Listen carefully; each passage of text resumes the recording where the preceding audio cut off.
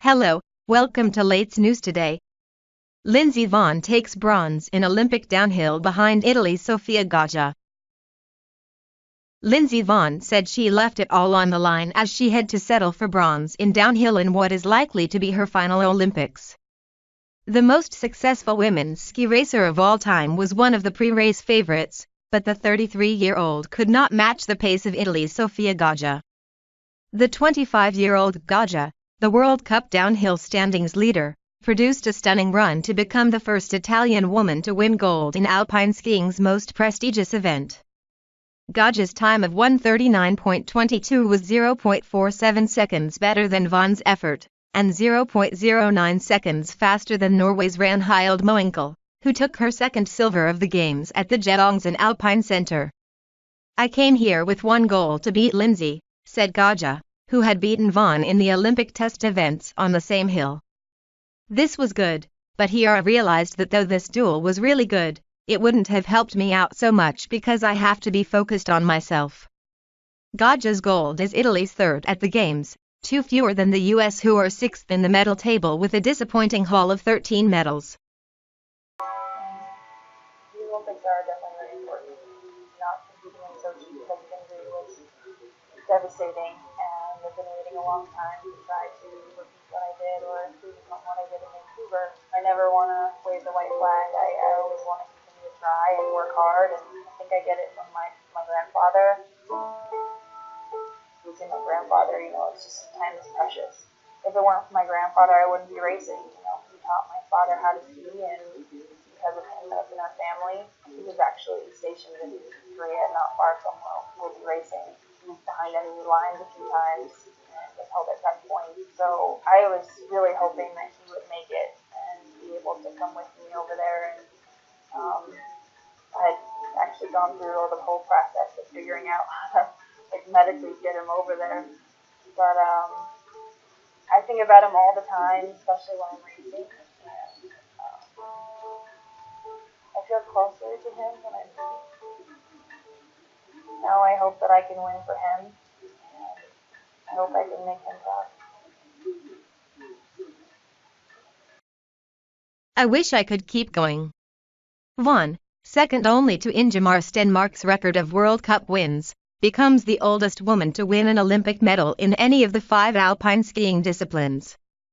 "I'm so thankful to be here, to be on the podium in what is likely to be my last Olympic downhill race," the US great told reporters.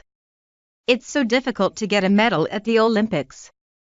I wish I could keep going. I wish this wasn't my last Olympics, but it is, and I'm trying to accept that, deal with the emotions of that, and enjoy the ride. I thought I skied really well. I have to look at a video, but I thought I executed the line perfectly. I thought I did great. Maybe I was a bit too clean, too precise, maybe I should have let the skis run more. I didn't make any mistakes. I didn't ski stiff, I wasn't nervous, I left it all on the line." 8 years after she became the first American woman to win the Olympic downhill title, Vonn admitted that the intervening years had been full of ups and downs. Since winning gold in Vancouver, her only Olympic title, the 4-time world champion has suffered multiple injuries: fractures, knee ligament tears, concussion, and undergone surgery 5 times. It was a knee injury which prevented her from defending her downhill title in Sochi 4 years ago, but Vonn said her injury problems had made her stronger. "The last 8 years have been full of ups and downs. Lots of downs, I'd say, especially from 2013 to now," she said. "I've never thought of quitting because of an injury, but it's taken its toll, and that's why I can't keep ski racing. My injuries have made me stronger because I wouldn't be the same person that I am today. When you're young, you ski and you win and you don't appreciate things. I've been in the fences so many times, I know so many doctors on a first-name basis that it's ridiculous. But that's what makes life interesting, what makes you appreciate all of the moments like this, because I've been through the hard times. I have a huge metal rod in my right arm that makes me a stronger person. I wouldn't change it. I'd like to have a little less pain, but I wouldn't change it. Vonn is the greatest. Despite lengthy absences from the slopes, the U.S. skier has 13 more World Cup victories than any other woman in history and is 5 wins from equaling Stenmark's record of 86 World Cup victories. Vonn made her Olympic debut as a 17-year-old in Salt Lake City in 2002 and, after finishing 6th, was lauded as a new American heroine of the sport. Multiple Olympics later, she has fulfilled that early promise. Vonn still has an outside chance of capping her final games with Olympic gold when she competes in the combined on Thursday. After the race, Vonn revealed she had invited Goggia to her house in November to discuss dealing with pressure and expectation. "I'm happy to do that, that's sportsmanship," said Vonn. "I appreciate that she even asked me.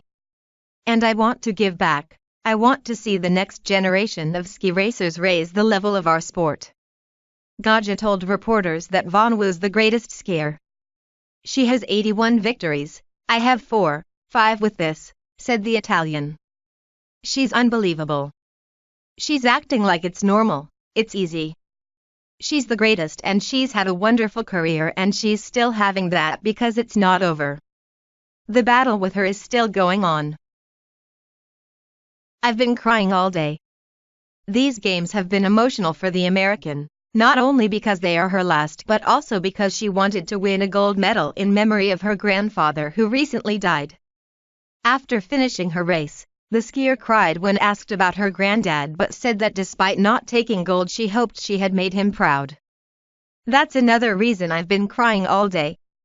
I just wish he was here and wish he could have watched me," she said, adding that it was also special to have her father, Alan Kildow, in the crowd.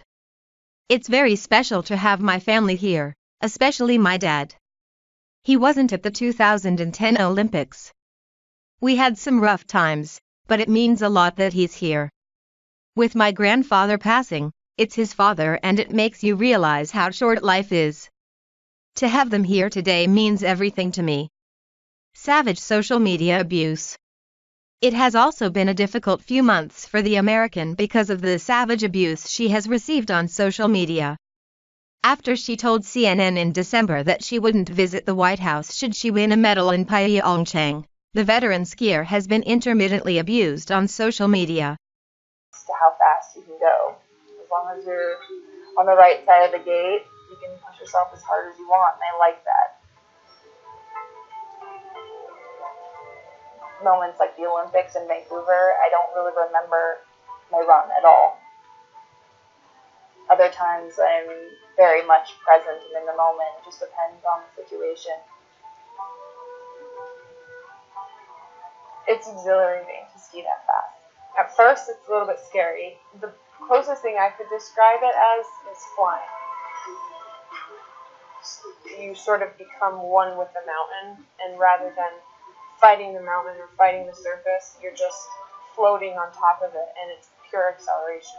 It's really incredible. That abuse increased on Saturday after she finished 6th in the Super G, a race won by snowboard specialist Esther Ledecky. "I think the most important thing with social media is to be who you are," she said. "I think social media can be used in a positive way if you're a good person. I feel like recently it's just taken a different turn and I hope it turns around. Instead of tearing people down, we can build people up. That's what sports is about. You're supposed to be uplifting. This is the Olympics, we cheer for every country, instead of someone hoping that someone takes a fall or skis off a cliff and dies. It's hard for me to understand the thought process of the savage abuse I've taken on the internet. In real life most people wouldn't say that to me to my face. I will not be beaten.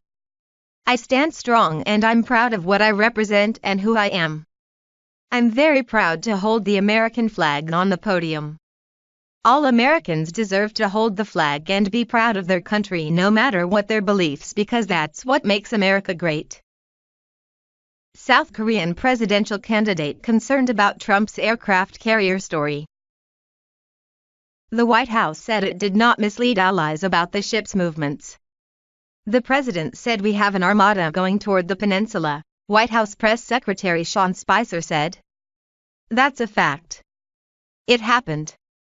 It is happening, rather. Nerushij Michishita, a professor at the National Graduate Institute for Policy Studies, told the Journal that regardless of whether the U.S. intended to deceive or the narrative was a miscommunication, it looked bad for the White House. At a time of emergency, disinformation could be used as a tactic, but if the U.S. president spreads disinformation in peacetime like now, it would hurt the credibility of the U.S., he said. President Trump's comments about moving the USS Carl Vinson toward North Korea in a show of force have sparked confusion and could cause South Korea to not trust what Trump says for the remainder of his term, a South Korea presidential candidate said Wednesday. Hong Joon-pyo, the candidate from Park Geun-hye's party, said Trump's comments about moving the USS Carl Vinson toward North Korea in a show of force spurred by that rogue nation's nuclear program was important to South Korea's security, The Wall Street Journal reported. The U.S. Navy said Tuesday it did not immediately move the carrier toward North Korea despite President Trump's earlier comments to Fox Business that he was sending an armada to deter Pyongyang. We are sending an armada, very powerful. We have submarines, very powerful, far more powerful than the aircraft carrier, Trump told the Fox Business Network's Maria Bartiromo last week. We have the best military people on earth. And I will say this, Kim Jong-un is doing the wrong thing. Military officials said at the time the Vinson was canceling a previous itinerary and instead was going to head toward the Korean peninsula. The ship is indeed expected to reach the peninsula but only after first steaming towards Australia. You previously competed at 3 Olympic Games under 2 presidents. How will it feel competing at an Olympic Games for the United States, whose president is Donald Trump? Well, I hope to represent the people of the United States, not the president. I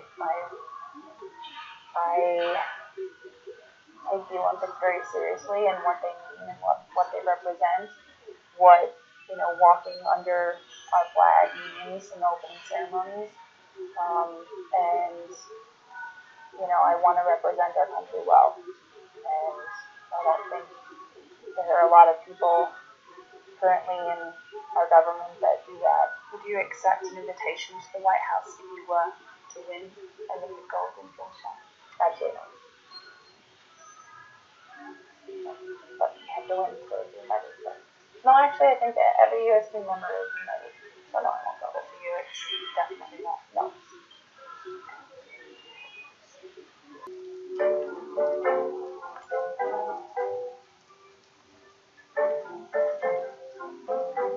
Every year we speak to you, you seem to add another dog to your collection.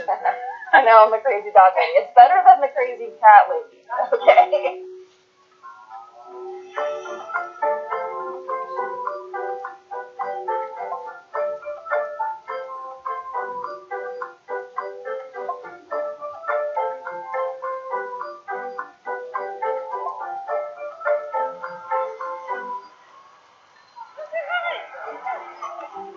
It's nice to be able to come back to the hotel room and Lucy's there waiting, just so excited to see me. No idea whether I've won or lost. She's just always there. And, if you don't have anyone, it feels very, very lonely and just empty. And I always get someone to cuddle with and someone that's happy to see me.